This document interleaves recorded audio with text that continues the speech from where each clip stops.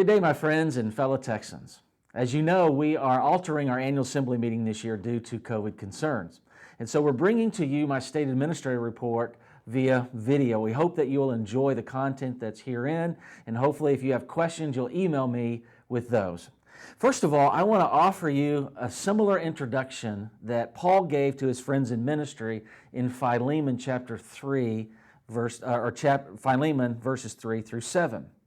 This is what he writes. He says, "Grace to you and peace from God our Father and the Lord Jesus Christ.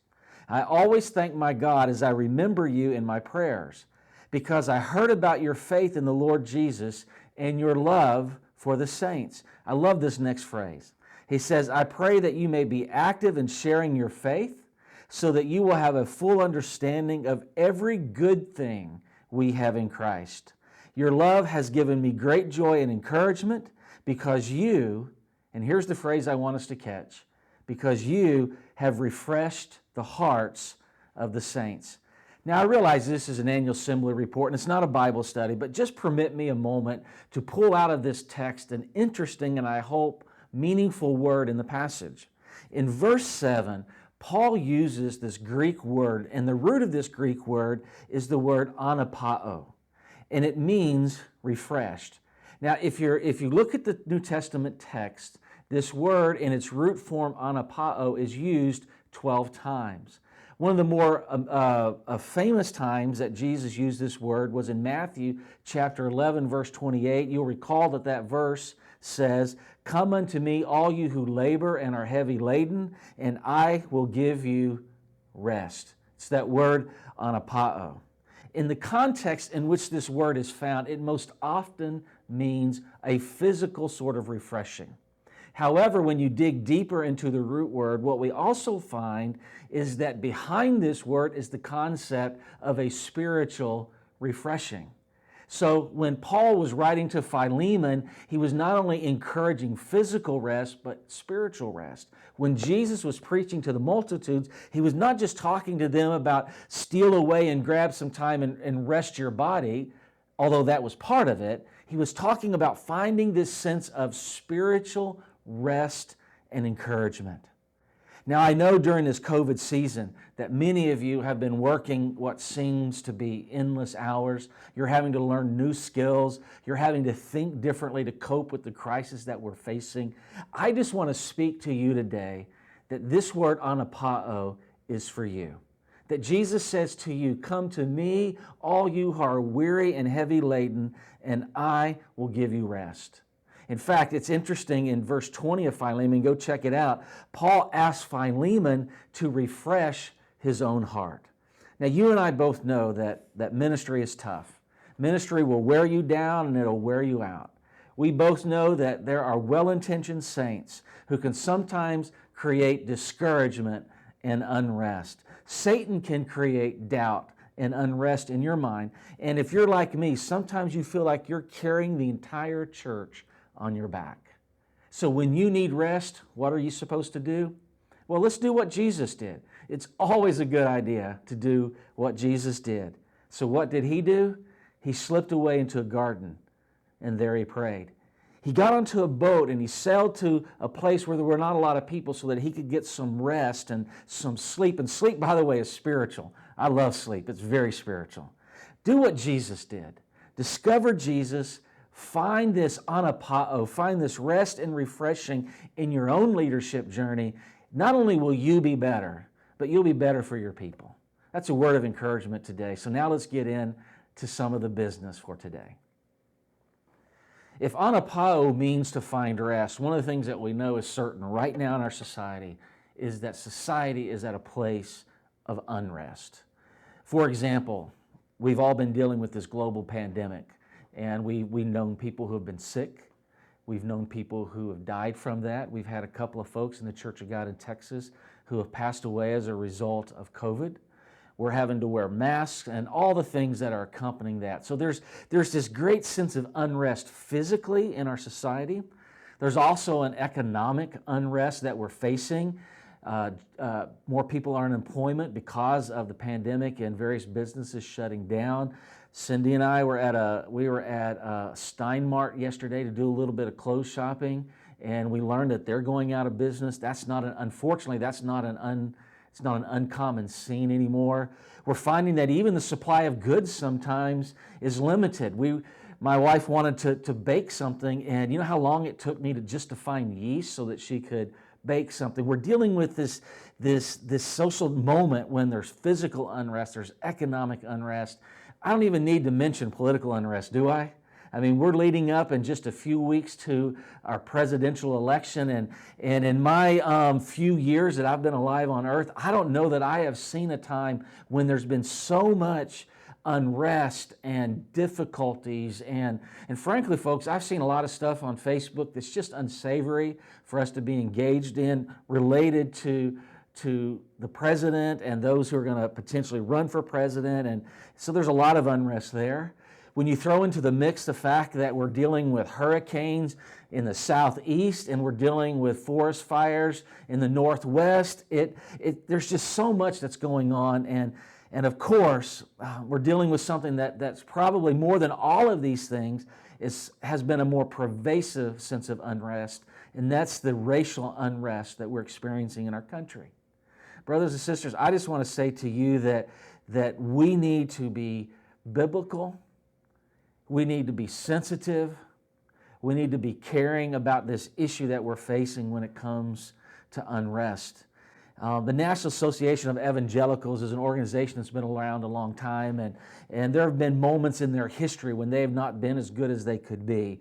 But recently I saw a statement that they put out, and I thought that statement was so good that I wanted to share it with you. Now, for a long time, this organization has been urging the Christian community to support civil legislation to ensure justice for all, and they've even admonished various denominations to do so within their own polity and practice. But here's the statement that I want to read to you that I think is just so good. They're saying to us that the evangelical community, that's really us, we who believe in the idea that the gospel is for all people.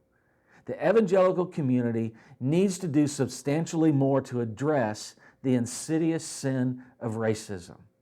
Recent distressing manifestations of racism in our nation should be of deep concern to all who are committed to the gospel of Jesus Christ, which transcends barriers of race and social class. They go on to say that failure to reach out to all races constitutes a rejection of God's will and brings scandal to the very gospel we profess to proclaim.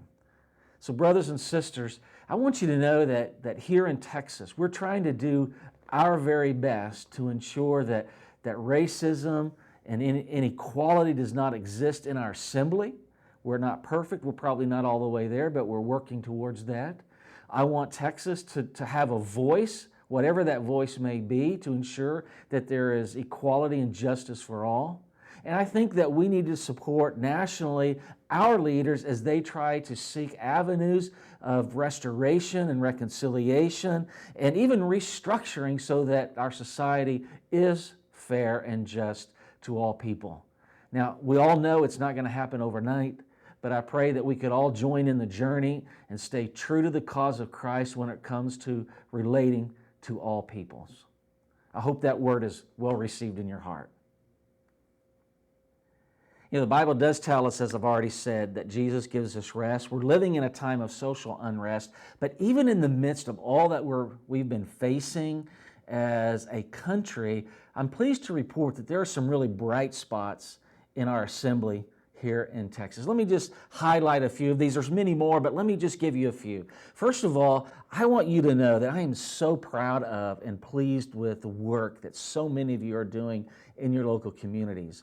I wish I had more time on this video to call many of you out by name, but when I look at what you're doing and how you're responding to this crisis, I'm just so pleased. There's successes in your ministry, and I want you to keep up the good work that you're doing.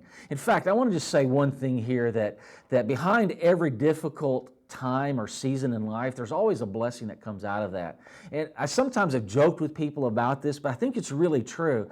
Many of us in our state have been permit me to say this, and I say it kindly, many of us have been a little bit technologically challenged. We haven't embraced the technology that is available to us for church ministry. But one of the things that COVID has done is it has forced us to engage new tools and resources that perhaps we never would have. And I think the use of these tools and resources are making you better. It's making your ministry better. And I'm actually hearing from some of your people that they're appreciating it a lot. So to that end, coming up in 2021 and beyond, we're going to help you even more to embrace the technologies and how you can use them and even raise your standard on what you're doing with technology. So great job, and I give you kudos on the jobs you're doing in your local ministries. I also want you to know that here in Texas, we are working on producing more tools that we can give to you in the local church to help you do your ministry with greater passion and excellence. And I thank you for being able to embrace those tools and to take them on board and to use them in your ministries. I'm also noticing around Texas that there is this greater hunger and desire for harmony, and I'm actually seeing greater expressions of harmony and unity in our body. I'm watching how you relate together in social groups.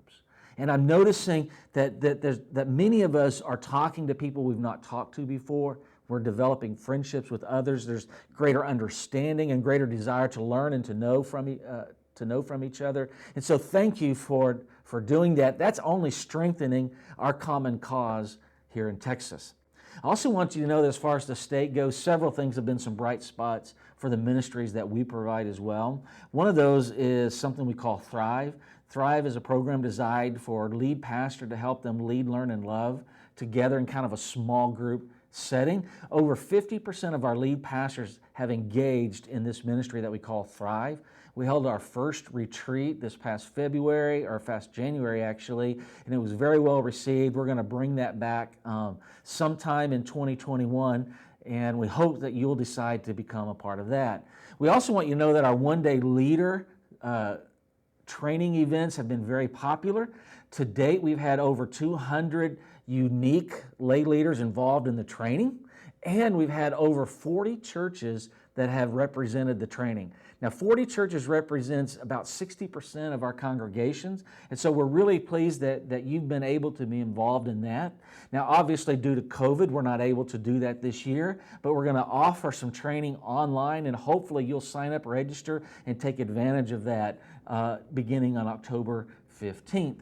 We also want you to know that we started a Clergy Wives initiative. We appreciate one of the pastors' wives who helped get that off the ground, and many of you have participated in that. We want to see that continue to expand and grow further because we believe, spouses, that you are very important to the role of the pastor in your church.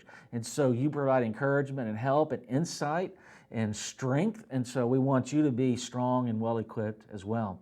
And over the course of the last few months, we've been able to start 2 new churches, and we're very pleased at how well they're doing. Now, it's unfortunate that as soon as they open their doors almost, COVID hit, so they're having to close their doors, but we do appreciate what they are doing, and they're still having some great success. They're hanging on and they're working towards that. And if your church has a few extra dollars that you'd like to send to one of these churches, I know it would make a real difference for them because, as you know, new people don't always get a chance to begin tithing. We also have 3 Renew projects that are being engaged, and they are moving along very well. Same story for the church planting. They're engaging in Renew, and so maybe some of this season has slowed down their work, but they're still pressing forward. Very proud of them. They're doing a great job. I also want to mention, as you know from last year's assembly, that my staffing roles have changed a bit. As you will recall, I moved from a full-time position to what I call a light full-time position. This was done for a number of different reasons, in part because the workload was getting too much for one person to handle, so Moses needed to call in Aaron, if you will. I also did it in part so that Cindy and I could spend some more time together and engage in some unique ministries on our own, apart from the TXM. Again, COVID has kind of hindered that, but we are appreciative of the opportunity to do that. I also want to say that I appreciate so much our staff, which is Greg Jerkins, Sandra McNeese, Malcolm Tyree, and Wally Shewart. And they've been doing a good job in this COVID environment, doing the best they can. You've probably heard from one of them. You should have heard from one of them because Every one of you have been assigned, if you're a lead pastor, to one of our staff because they're supposed to check in on you and make sure that you're doing okay. So we do appreciate the role that they're playing in this. And the last thing I want to mention is we conducted earlier in the year what we called a needs assessment. The needs assessment was a ministry tool designed to hear from you, to help us to know and understand what it is that your church might want for your congregation. And so we engaged this process. The process has been completed. We have the results inside your packet that you've downloaded from the website in the secure site, which, by the way, the password for the secure site is TXM2020. Just type that in, and you'll be able to get inside and download the documents. Inside of that downloadable section is this needs assessment report. It's kind of lengthy. We've shortened it, but it's lengthy enough that you're going to want to sit down with a cup of coffee to read it, but it's really, really helpful. And we're using the needs assessment as a launching pad in building out our ministry for the next few years here in Texas. In another video that you're going to receive soon, you'll see what that strategic plan looks like, and you'll see a little bit about how those needs that you've communicated to us are being established and founded into the programs that we're going to be offering here in the near future. A lot of good things are happening in Texas. I could go on and on, but these are some of the highlights that I wanted to share with you. As I said, a lot of good things are happening here in Texas, but we also face some challenges. And I would be remiss if I didn't point out some of these challenges that we face. So let me just give you a few of these, I think the more high-level challenges that we face. The first one is what I'm calling social shift. As we do church in this environment, COVID, at least according to most leading thinkers, COVID is going to change the way people think about how they do life. Now, some project some very deep changes in the way society functions. Others, like myself, think the shift might not be quite as radical as what others are proposing. But I think everyone has agreed that there are going to be some shifts that take place in our society, and these shifts will consequentially impact the way you do the local church. I mean, you're already seeing it with the use of technology. More and more people are choosing to stay home and watch the broadcast of your service rather than actually go and engage personally in the services that we host. And there's other things that are going to take place, but here's what I want to say to us, is we need to maintain a posture of openness and nimbleness so that we can receive the things that we need to do and then be able to act quickly on those changes.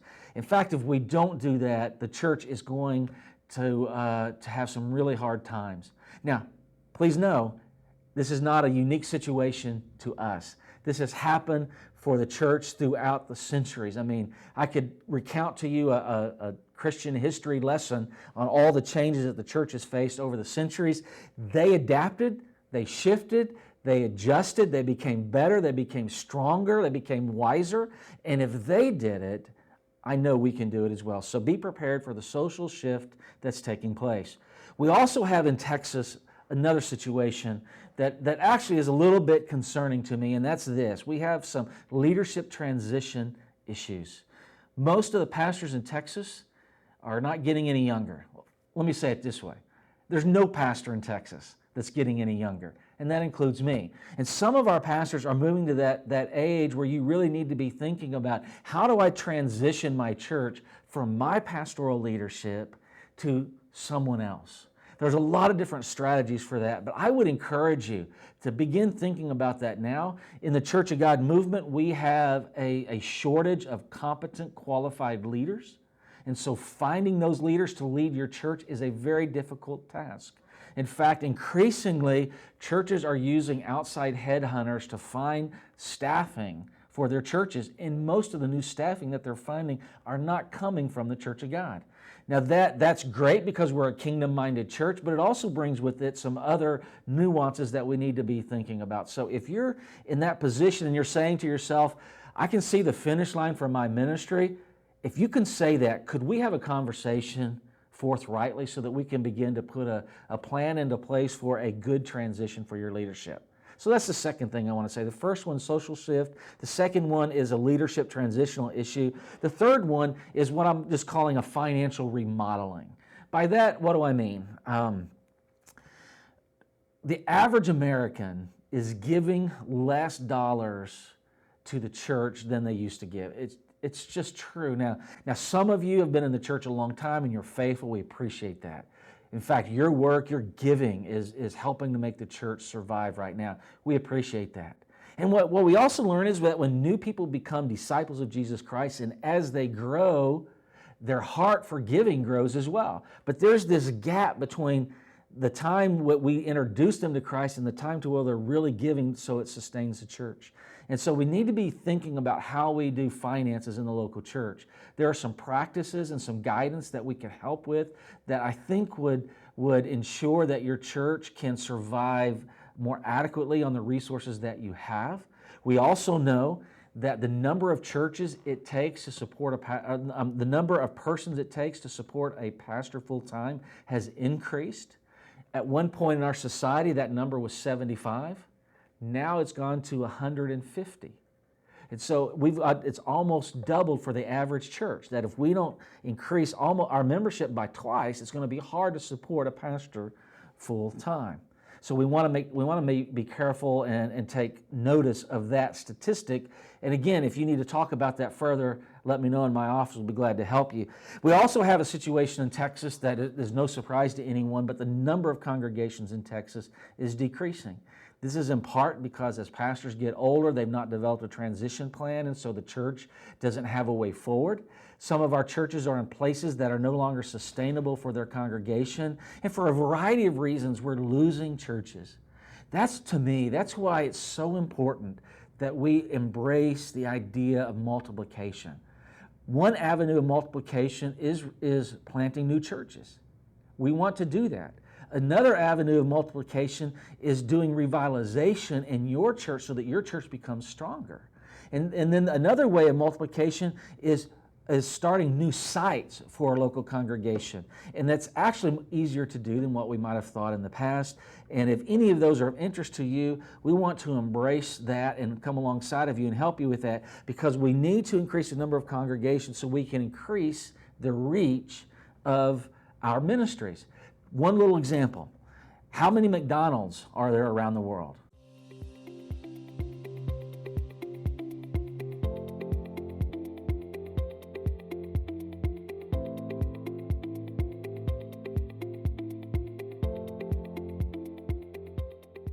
There's a lot of them.